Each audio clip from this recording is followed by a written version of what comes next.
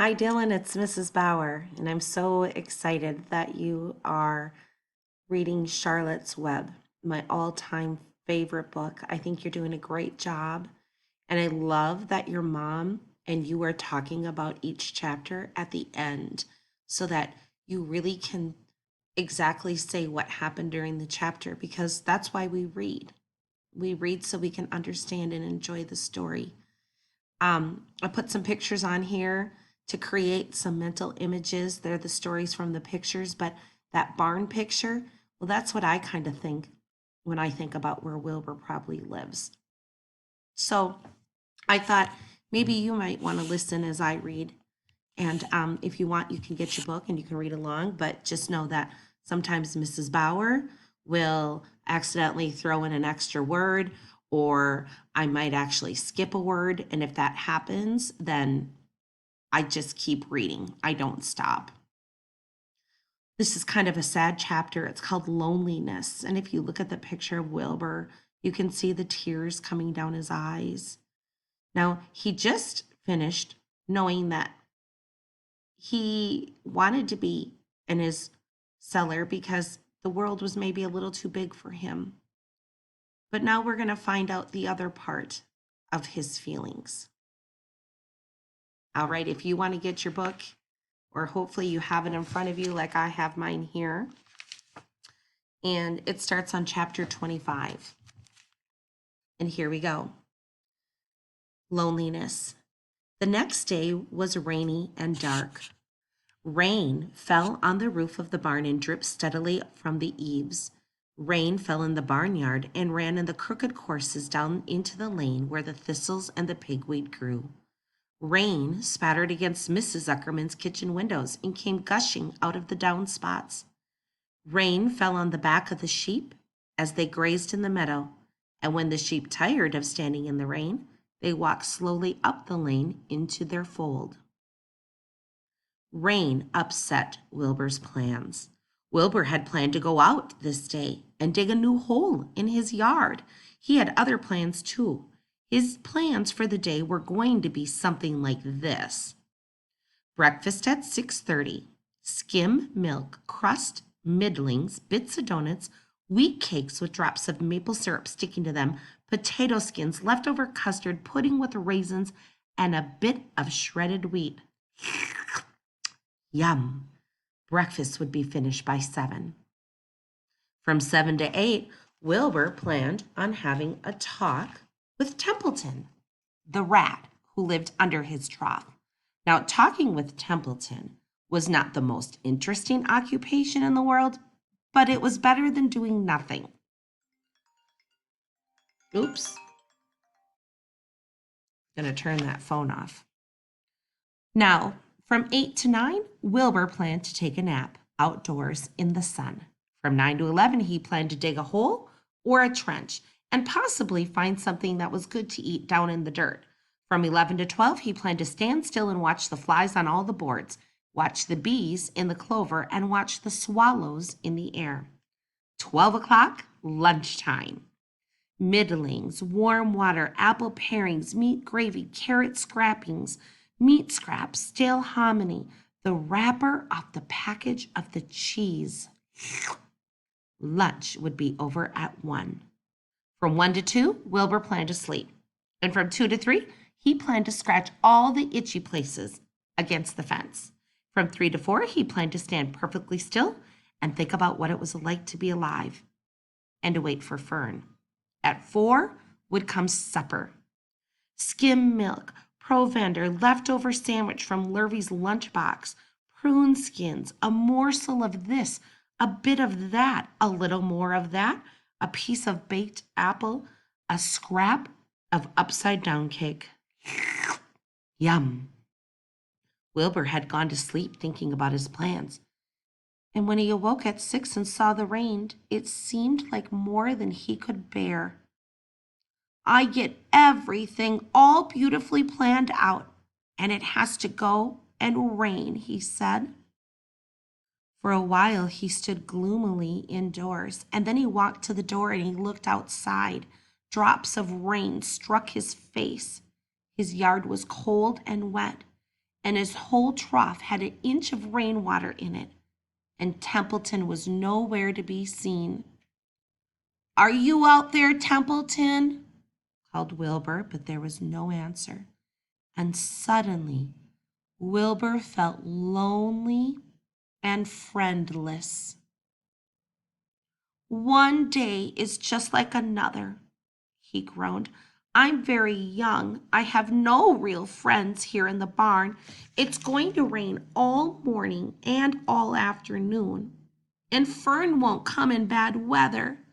Oh, honestly," said Wilbur, and he was crying for the second time in 2 days. Now at 6:30, Wilbur heard the banging of the pot of the pail. That meant that Lurvy was standing outside in the rain, stirring up his breakfast. Come, pig, said Lurvy. But Wilbur did not budge. Lurvy dumped the slop, scraped the pail, and walked away, and he noticed that something was wrong with the pig. Wilbur didn't want food. He wanted love. He wanted a friend, someone who would play with him. So he mentioned this to the goose, who was quietly sitting in the corner of the sheepfold. "Will you come over and play with me?" he asked. Sorry, said the goose. "I'm sitting on my eggs.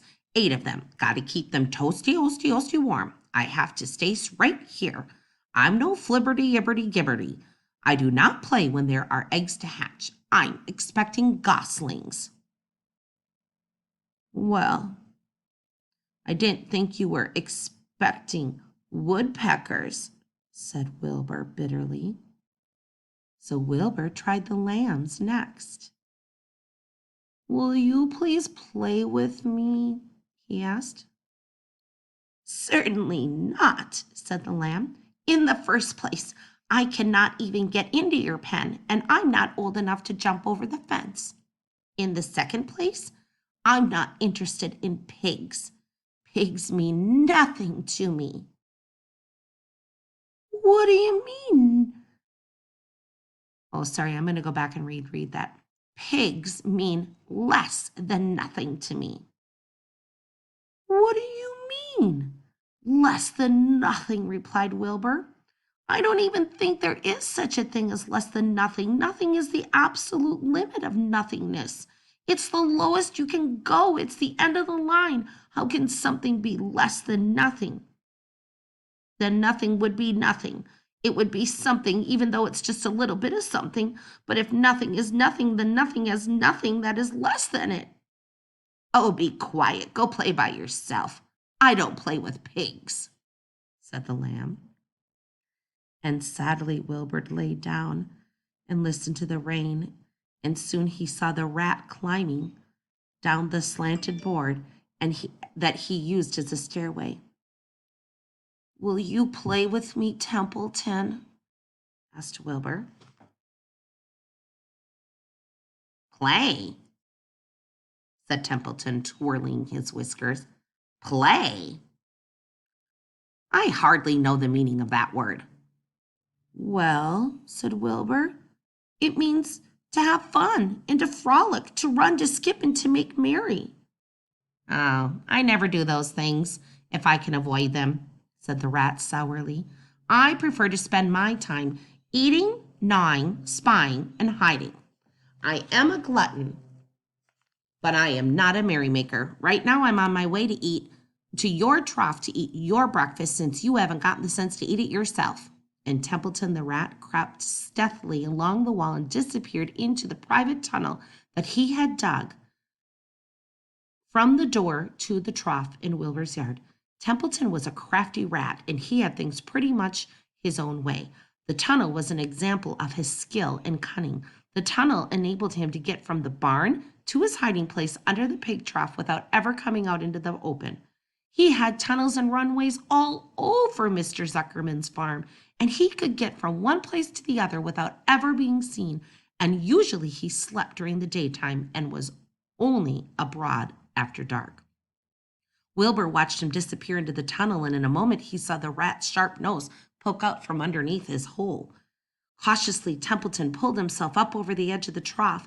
This was almost more than Wilbur could stand. On this dreary, rainy day, to see his breakfast being eaten by somebody else. He knew Templeton was getting soaked out there in that pouring rain, but even that didn't bring him comfort.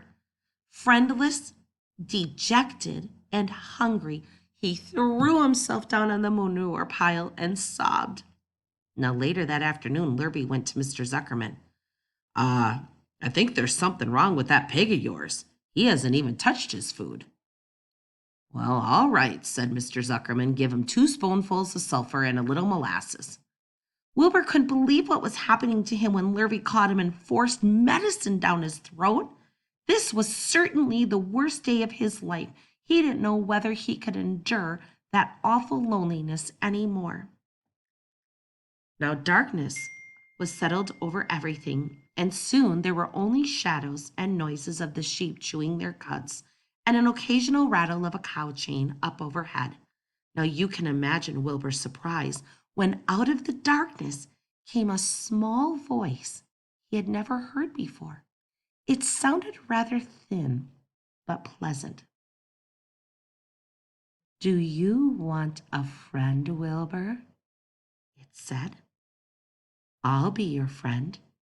I've watched you all day, and I like you.